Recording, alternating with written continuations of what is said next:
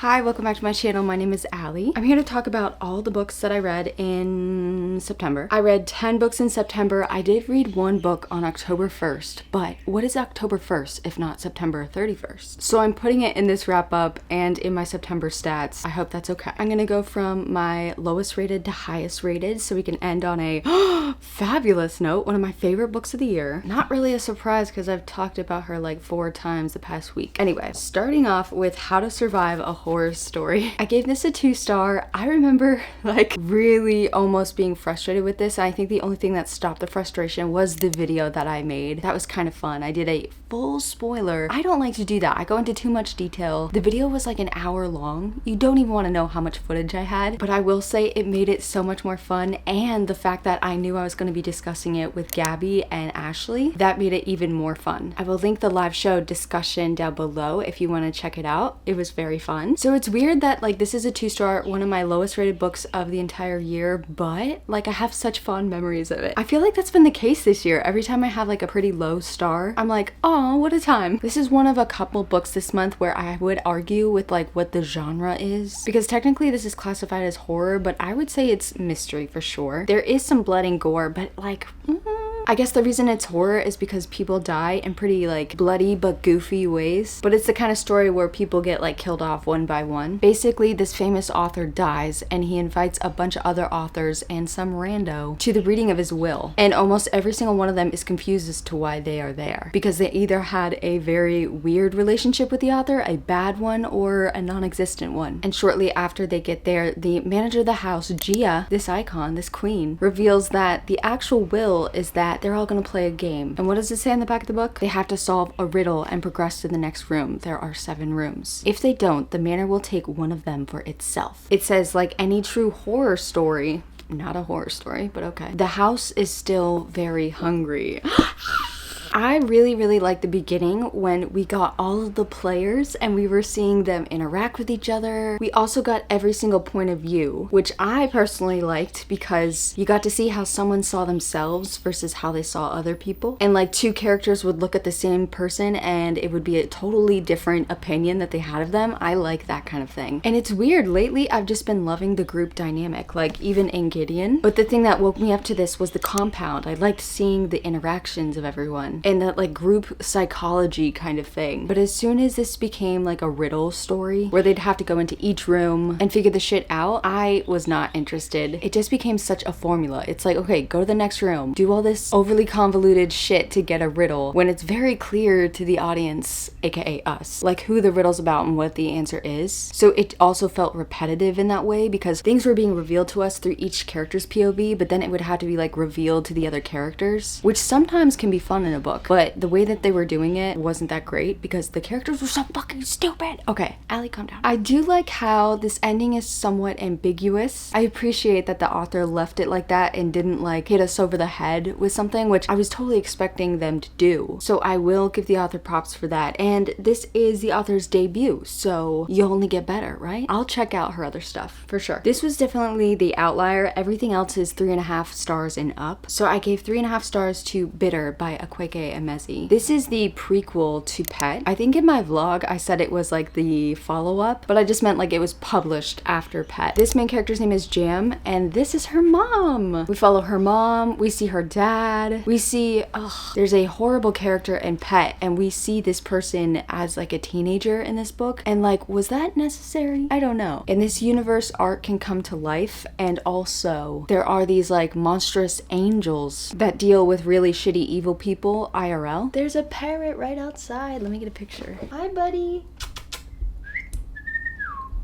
Okay, sorry. I will never get over those guys. Anyway, Bitter, we're meeting her as, I think she's like 17. She's been in and out of foster care and she finally found a home in this academy. It's geared towards artistic students and Bitter is an artiste, as you can see. And she's really found her people here. She feels safe here. And they say like they don't have to leave once they turn 18. So we follow Bitter as she makes friends, as she mends relationships with people she was enemies with, as she finds a man, aka aka her future husband. And all the while there are these like protests outside because the government's corrupt and people are not being treated as they should. Bitter wants nothing to do with that. She really wants to be safe and she's kind of scared of getting into all that. But there's a specific group of people, mostly made up of teenagers, which I find interesting. And Bitter has these like bitter thoughts towards them. She just thinks they're a certain type of people. And we see how her eyes are open to the type of community that she can belong in that's not just in this school. So it was nice seeing her branch out and trust other people. That was really beautiful. And then all hell breaks loose. Maybe literally. I think why it's getting, honestly, I think it's a 3.25 is just because this is such a short book and the author was trying to do so much. And maybe it's because like the author assumed we already knew Bitter, so we didn't need to really like grow roots with her. But all of her friendships, relationships, whatever, were so fucking rushed. And the author wrote them so emotional that it almost felt like cheap or like empty because like we didn't have the time to get to that emotion yet. It felt so forced. And I know there's like a level of intensity with teenagers and YA in general, but it just felt a little bit, this is kind of a rude comment, so my bad, but this is what it felt like. It felt like a grown-up trying to relate to teenagers and it wasn't working out because this felt both like they were handling adult things. It was a YA character and characters, but it was being told like a children's story. And at the same time, treating Bitter and her future husband like they were already married, like in the way that they were arguing and like bickering. I don't know. So yeah, this didn't hit with me, but I do think it had some great things to say, so I'm giving it a 3.25 officially. Next up is Catherine House. This is sad, guys. I thought this would be 5 stars for me. This was not bad at all though. This is about a young woman named Inez and she ends up going to this very elite, very private university. I don't think it's like technically a university, but like it is at the same time. It's in the middle of Pennsylvania and you can't leave it for the 3 years that you're there. You also cannot contact the outside world. You can't even like bring your clothes or any belongings from your home. You have to like be in Catherine House. And again, this short little book covers so much. This one is crazy. It's 3 years packed into like 300 pages. And especially year 1, they were giving us so much information and like our character was making so many relationships. Oh my gosh. I sound like I'm saying the same thing that I said with Bitter, that I just didn't have time to like settle roots in. I think just personally, I'm someone who likes a slower pace. I like it when there's not much happening in a book, and I also like it if there's a slow pace, but like everything is happening in the book. I just want details of every single day, of a more slice of life kind of thing. If we're getting like a story of a character, especially in an academic setting, I don't know what it is. I think this was a slow pace, but it was weird because it was like a slow pace over such a vast amount of time. I also don't like how the characters were just introduced and like random characters would be said, and the character's like, yeah, this is my friend, and it's like, no,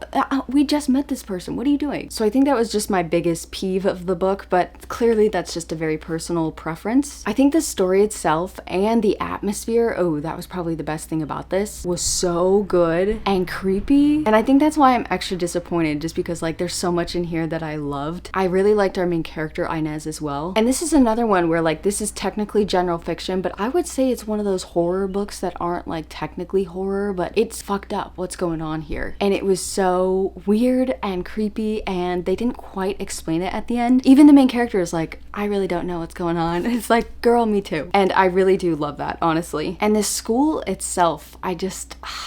like this was such a cool idea that the author had. So yeah, I would recommend this for other people for sure, but the pacing is just very specific. It's a quick pace in terms of time, but a slow pace in terms of plot. Next up is Sword Heart. This is a historical fantasy romance. Our main character is a woman named Hala. She's a widow and she's stuck in this house with her dead husband's family, who are just, oh my god. And they've currently trapped her in her room, like locked her in, and they won't let her out unless she agrees to marry her cousin. I mean, it's like cousin by law, but still, ew, he has clammy hands. So our girlie's desperate. She's feeling hopeless, and she sees a sword on the wall of her bedroom that's been there since she moved in. And she's deciding that she's gonna, you know, stabby stab a little bit. But as soon as she unsheathes the sword, which I cannot say without thinking of like a dirty romance novel, just because they use that verb, unsheath, I don't like it. I don't like it. As soon as she takes the sword out of the case, this big giant hot dude shows up. He has a sword and he's like ready to fight into battle. battle, and it turns out she has discovered a magical sword where this man named Sarkis lives inside. Anyone who yields a sword has him as like a protector or a fighter. Their interaction when they first meet is just so funny because it's Grumpy Sunshine to the max, which is funny because like she's trying to herself, but she's the sunshine for sure. So we follow them as they escape this house, this family. They're on the run and they're trying to get Hala to get her inheritance and get this family out of her house, and they go on this very, very long journey. And of course they fucking fall in love. I ended up giving this a 3.5 just because I loved the first half. I loved the banter so much. I love how T. Kingfisher writes characters. I love her wit. And there was like a found family aspect in here. There was also some really cool fantasy shit in here. One scene in particular reminded me of this horror book that T. Kingfisher wrote, but like even cooler, honestly. But I also think that, did I already say my rating? I give this 3.5 because I also thought like the part where they were going, it's so funny. I keep contradicting myself because this was a slow ass pace as well. And we did get like every single day described as they were on this journey, but I don't think they had to be on the road this long. They really prolonged it. Like the entirety of this book, they're on the road pretty much, except the very beginning and the very end. There were times when they would stop, they were clearly in a rush, and yet they would just start having a conversation and be like, well, why don't we teach you how to shoot a crossbow? Like, no, like get back to the point, please, I beg. And then unfortunately, the romance did fizzle out for me, probably because they prolonged it for so long. I feel like there's such a fine line when you're doing a slow burn. You gotta feed the people a little bit. And I think the most annoying thing is when the character is like, no, I'm sure he hates me. I'm sure she doesn't like me. When it's so fucking obvious.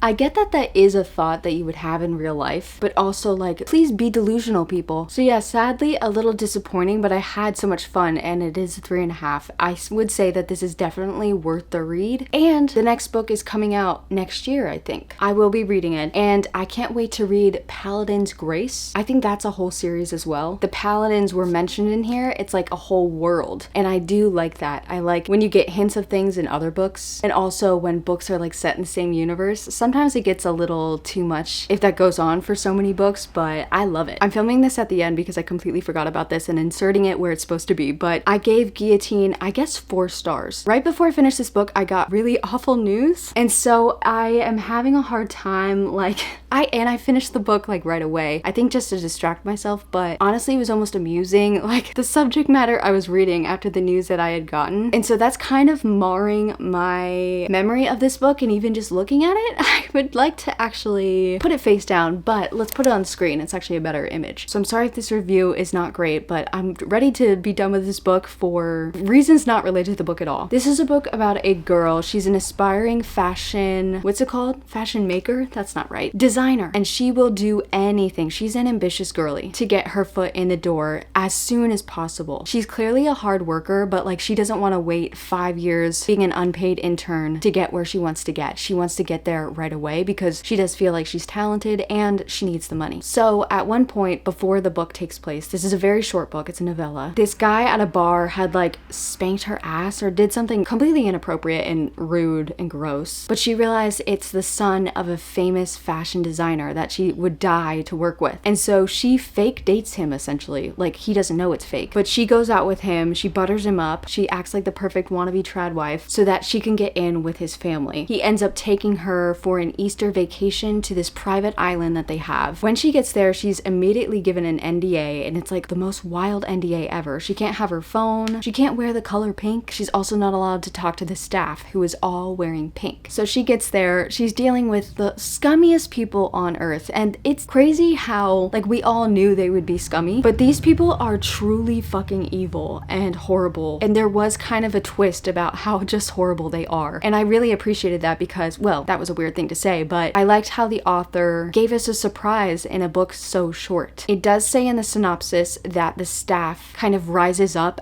as a rebellious group and decides to, let me just see what I can say. The staff rises up to take revenge on the family. I wasn't sure I was able to say that, and it's kind of crazy that they did. How surprising would it have been if you had no idea that was coming? But like, it's too juicy not to put in the synopsis, I suppose. I think that perspective is just so cool because she's not the victim, our main character. She's just a random ass bitch thrust into the situation. The revenge plots are so funny. They're very theatrical. The rebellious group, like, they're theater kids for sure. Maybe Delilah S. Dawson is just a theater kid because this was kind of goofy. It was like a goofy slasher kind of thing, but it was also very thriller-esque because our main character is like on the run for her life. So it was just super fast-paced. They got to the point very quickly, and then crazy shit happened. It was just a fun time that was kind of ruined by some very bad news in my life. So I don't really know where to put this, but I'm giving it a 4 because before my brain turned off, I was very much enjoying this. It was very easy to read, very quick, and very entertaining if you like a bloody time. Next up, I read Penance. This is the one I read on October 1st, aka September 31st. And this was chosen to me by my Patreons. Every month I have them give me a suggestion. I put them all into a spreadsheet and I let a number generator pick one. And this was our choice this month. Thank you.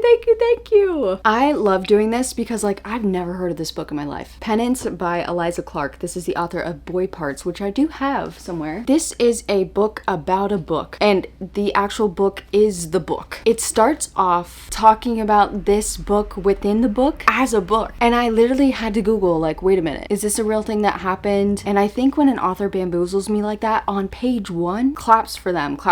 It's saying that this book was written by this person. Shortly after publication, several of the interviewees publicly accused the author of misrepresenting and even fabricating some of the content for their interviews. Then it was saying that some of the stuff was illegally acquired by the author. The book was pulled from shelves by the original publisher in September of 2022. Now republished after the conclusion of blah blah blah. The publishers is like who is writing this page. We believe writers, even writers of nonfiction, have a right to express themselves and tell stories in the manner they feel fits best the story in question. Despite the controversy attached to this book, we have chosen to republish it in its original form. So we already don't trust this author. Well, like, not this author, but the author of the book inside the book. He's writing a non-fiction true crime book about the death of this teenage girl who was murdered by her friends, her peers. And so it is interesting because like we are told up front what happened and who is responsible. So that's not really what the story is about. And I would say this is, or at least for me, I don't enjoy true crime. I don't even like reading about investigative shit too much unless it's like fantasy. Mostly because I find that like there's horror books. I will read a horror book like it's nothing else and I will be smiling the entire time. When you're talking about like human crime against other humans, it's just so disturbing to me. I can't watch true crime. I honestly get this horrible feeling in my chest that like I can't believe that other humans are capable of this anyway. So I was a little bit nervous to go into here, but for me this really wasn't about these girls. Well, it was, but I think this was so much more revealing of the author of this book in this book. I think this was a huge character study on him as a writer, and for that and like the mental gymnastics that you have to hop through to get to that was so fucking well written. So basically this story is about an egotistical, weaselly man writing about shit, calling people out for loving true crime while writing a true crime novel, and fictionalizing parts of it for entertainment purposes. Although he says it's emotionally true. What? There are like 4 short stories that he writes, which, oh my god, as I was starting to read them, I'm like, I'm sorry, these have so much in common. Oh, I think I forgot to say, oh, I'm so sorry. In between what's happening in this house, there are like short stories of each character within the house. Damn, see, this is why I don't like filming right when I wake up. But like we open up with an excerpt from a podcast. I was scared that we would get that like every chapter, but no, it was just the first chapter and like maybe one other. But it was like these dudes objectively being horrible, talking about this event and this death and just being like really fucked up. And the author starts his book off by saying like, I bet you want to know all the details. I bet you're just like this greedy little whore for true crime, basically shaming everyone, including us. And yet, what the fuck is he writing? One of the girls that is responsible for the death of the other girl, she wrote fan fiction about true crime. And honestly, I didn't even know that was a thing. That's so fucked up. I'm like a fan fiction lover of fictional characters and I've written fan fiction, but I just can't imagine someone writing like fan fiction of a killer. That's so fucking creepy and gross. And the author agreed. And then what did he do? He wrote short stories of the killers. And these short stories, this was before we really understood that he's like this slimy weasel. And it's very subtle, but like these are 16, 17-year-old girls. And he's putting in things that like they're thinking. Obviously, there's no way that he could have known what they were thinking. So like in the first story, it's Halloween. And this girl has on a leotard because she's like a cat. And he's talking about how this is such a small outfit. I'm scared I'm gonna get a camel toe. Like,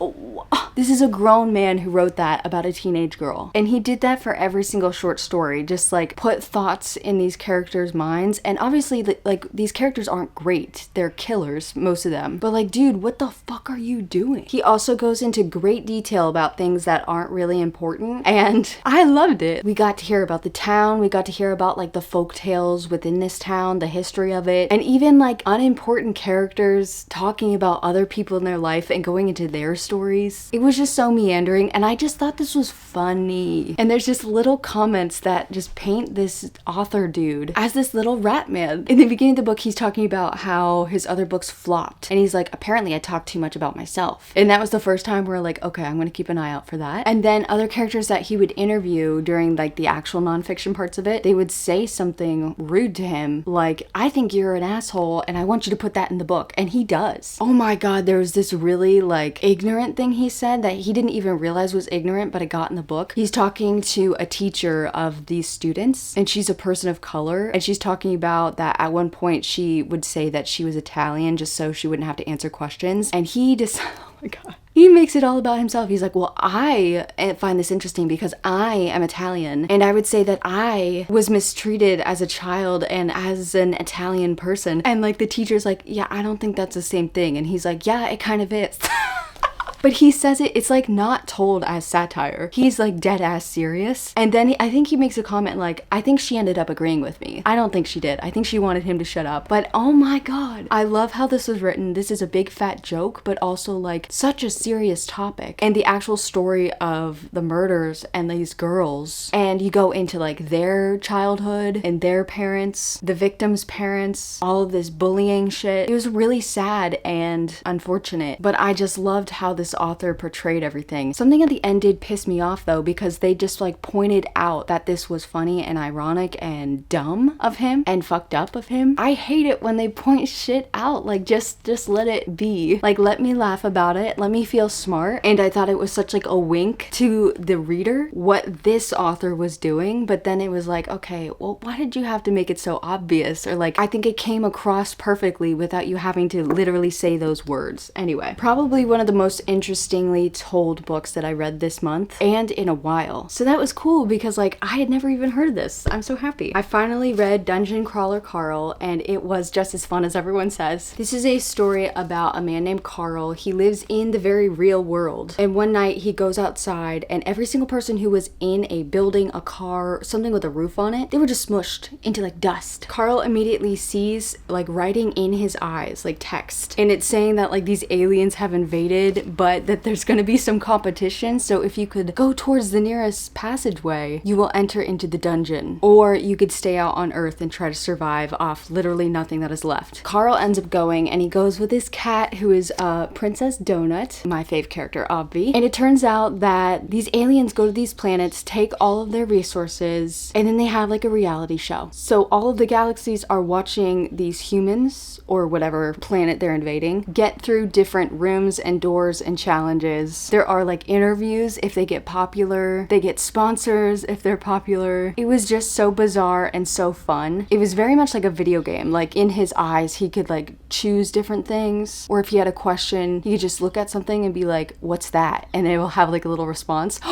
Besides Princess Donut, there's like this AI. When you get like a trophy, not like an actual trophy, but if you complete some sort of task, you can get like an achievement. Sometimes it comes with like a gift or a prize. And these descriptions of these prizes and gifts and like little messages from what would just be like a caption at the bottom of the screen, so fucking hilarious. And the AI has a foot fetish. It was so funny. I did get pretty tired of like the battling scenes because they basically have to like kill aliens or something, and my dumbass, I wouldn't say dumb, this is like empathy, and that's like a beautiful thing, but I'm like, why do you have to kill these people? There were some times where Carl and Princess Donut would see like these monsters, they're like technically enemies, and they would make a plan to kill them even though they're not being provoked. And I remember asking Grant, my husband, who loved this series, by the way, I think he's only on like book 4. I was like, why do they have to kill them if they're not being provoked? And he's like, you have to level up. It's so sad. I don't I'm tired of the killing, but it's gonna keep happening. Apparently no one has ever made it past level, I think 13, and there are 18 levels. They do say if you beat level 18, then you can become the ruler of this planet that they've invaded. I just don't think that they would ever actually let that happen, but I guess they've never even had anyone come close, so we'll see. Carl's clearly gonna make it. I knew I would have fun, but I was surprised that like this is like 400 something pages, and most of it is them just doing like battles and like fight scenes, which are not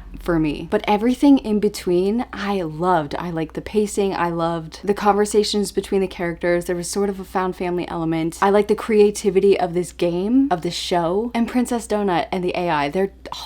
I want the AI to become like an actual character, if not physical, just like to be on their side. I don't know. I will be continuing. I don't know when though, so don't hold your breath. I think when I first read Not Another Love Song by Julie Soto, I gave it like 4.5. This was so great. I think if you were a band geek, then you would appreciate this book maybe more than other people, because it's about this girl who plays violin and this dude who plays the cello. They both play in an orchestra, and he's also like a cello superstar. He does like rock orchestral music. I don't know. It says that they're two rival musicians. I don't know about that. She thinks they're rivals. He doesn't even know she exists, and then he's like instantly in love with her. It's that kind of thing, which is an annoying trope when the girl is like so sure that he hates her and he's actually in love with her, but she's too stupid, even though she's very smart, to realize it. That part didn't last too long though, thank God, and this did get very steamy. The actual plot is that they start getting closer together. There's all this drama with their orchestra company and also his rock band manager. That shit I don't really care too much about, but I did end up enjoying the plot more than I thought I would. But I just mostly like the chemistry between these two. Julie Soto, she writes excellent shit, okay? And the third act was so believable and like warranted. I'm so glad it happened, which is like never me. In a romance, I'm almost like, I wish there was zero conflict. But I think Julie did such a great job with the character, especially this dude, because he's not a great guy. And she didn't just make him into the perfect boyfriend. After they got together, there was still like shit that they needed to work out. And I think she just did a great job with it. Do I think this is still a 4.5? No. But I'm gonna give it a 4.25 because I just remember being absolutely in love and enthralled and having the best time reading this. Which was also surprising because this isn't like a fun romance book. This is very like angsty and intense, but also like they're just playing instruments. And now we got our 5-star babies. First up, Piranesi. My Patreon members voted for this to be our buddy read. So I do have a full spoiler vlog on my Patreon if you want to check it out, but I'm about to review it right now, so don't worry. This is a story. Oh God, how do I even explain this? This is the kind of book like once you know what's going on, it's hard to not spoil things.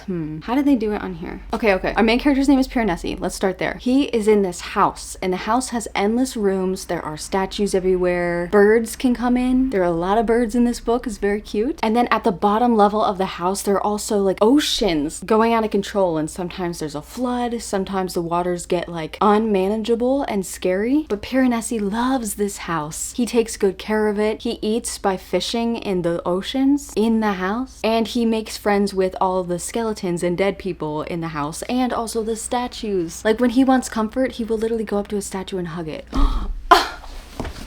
And that's what you need to know about Piranesi. He's the biggest sweetie I have ever read. One of my all-time favorite characters now. He's just so fucking sweet. And he has such a good, what's the word? I guess just a good heart. He really wants to be there for other people. And sadly, he expects this of other people, to want to help him and support him the way that he supports others. And it's just really sad because like, unfortunately, this world, that's just not always going to be a thing. He's there with one other person he calls the other. And besides that, he thinks they're alone, but one day someone else comes into the house and Piranesi starts realizing some shit. What else does it say? That's literally it, because they can't tell you anything. I can't tell you anything else. It's so funny. I was gonna say I did this spoiler vlog, but there's not really too many spoilers in it because I didn't really know what was going on. But actually, yeah, I did spoil the shit out of this. And I kind of wish I could talk to you about it because I think besides Piranesi, the metaphor for what this house is, or what I think the metaphor is really something that I find very fascinating, thought-provoking. I've been thinking about it ever since I read it, and it's the kind of thing that I want other people's opinions on what they think this house represented, or what they think the actual message of this story is. Even if you don't overthink this book though, it's just about a very, very lovely man who has the biggest heart and is so sweet, and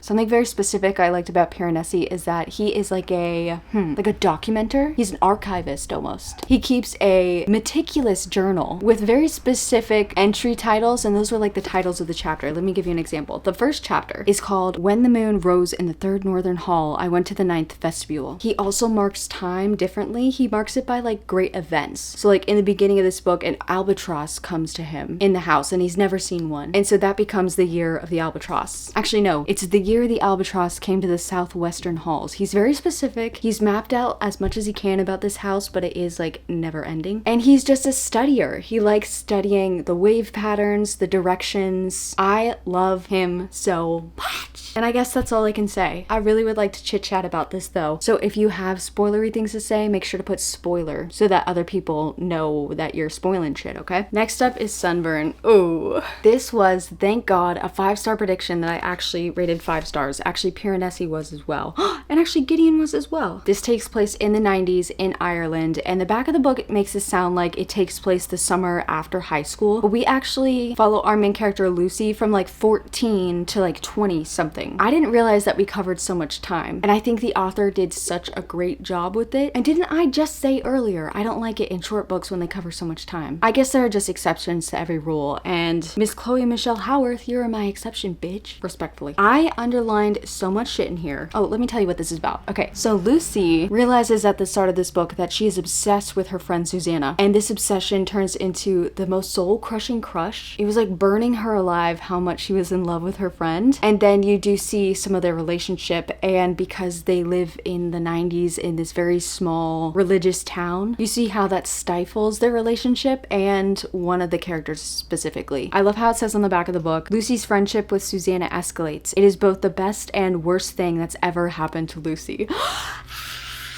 And it was so funny, like halfway through this book, it was just yearning to the nth degree. And I think I said in my vlog, if they never actually got together and it was just them describing how much they're crushing, I would have eaten this shit up. I would have eaten it up. It was so good. I think it was probably a little flowery for some people, but like they were teenagers, so it makes sense why they were so dramatic. But also like, I'm sorry, have you ever had a crush? Is that not the most dramatic thing that's ever happened to you? So the first half I will be rereading forever and ever and ever, just because like, the second half was like inevitable, but also, it was a bit exhausting. And I think the author did such a great job because like you don't like any of these characters. They're not like your all-time favorite characters because she painted them very human. They all make mistakes, especially like teenagers. Come on. They all have these flaws. They all do dumb shit. And I love a complicated character like that. So brava, snaps to Chloe, snaps to Chloe. I really did underline so much in here. I love the way it was written. This is just a 5-star, like 5.5 stars. And it would definitely be my favorite of the month if not for this bitch right here. Oh my god. It's funny because when I think about this story, it's like doesn't sound like something I would love. It's a locked room mystery. I was not expecting that. It's also like a competition. Not a fan of those usually. And the thing that made me love all 400 something pages of this book is this character right here. This bitch right here. I'm obsessed with her.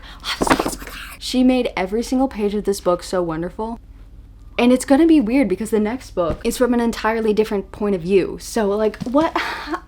I don't... Let me try to synopsize this very quickly. Gideon lives in the 9th house. There are 9 houses in this galaxy, fantasy world, whatever. She does not want to be here. She hates it here. It's very creepy in the 9th house. It's kind of vibey, you know? They're surrounded by skeletons, and also like necromancy is this huge thing in this universe. Each house can do it, or like there are certain people in each house that can do it, but they're also a little bit different in each house on how they go about it, which I did find very cool. And I should have taken notes on like which house could do what, but I couldn't tell if it was like a house thing or like a personal thing, like each person could do it differently. Gideon is not a necromancer. She is the muscle. She is a fighter. She is like a soldier, a swordswoman. She's tried running away from the 9th house like over 35 times since the age of 4. She fucking hates it here. And each time they get her back and they punish her. But she got to this house like the first day of her literal life, and she was raised as an orphan here with 200 other babies. And by the time Gideon was 3 years old, it was only 3 babies left. It was her, Harrow, and some dude. Oh, I'm glad I have her picture here so I can hold her up. Harrow is like the princess of this house. She's the daughter of the leaders and she is going to lead one day, and they have hated each other since day one. We didn't get like any flashbacks or anything like that. We got a couple instances of like how they were super competitive with each other, but no like actual timeline flashbacks. But now as they're adults, their hatred is so like palpable and they like beat each other up, and